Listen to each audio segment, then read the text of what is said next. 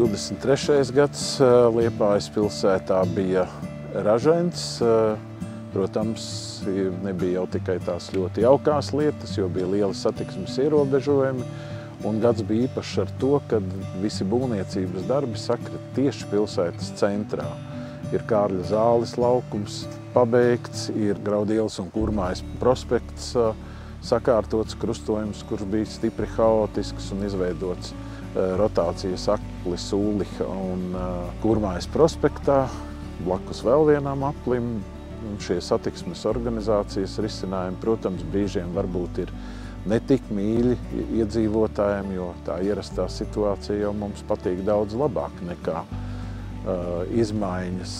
Ielas vietām paliek šaurākas, paliek lēnāk, bet tas viss ir vēsts uz satiksmes drošību. Viens no tiem lielākajiem objektiem pagājušā gadā bija tramvaja līnijas rekonstrukcija, un viņš sastāvēja no tādiem diviem milzīgiem projektiem. Viens ir Rīgas iela, Dzelzceļnieka iela un Brīvības iela vienā pilsētas pusē tiltam, un otrā pusē pilsētas centrs. Pagājušajā gadā iesākās, un šogad paši pēdējie darbi tika paveikti, un mums Pļava iela ir kļuvusi par normālu ar asfalta seguma ielu, ir palielinājies veloceliņu izmērs arī pabeidzot šo ielu, ir sakārtotas ietves, ir iespējams novietot automašīnas.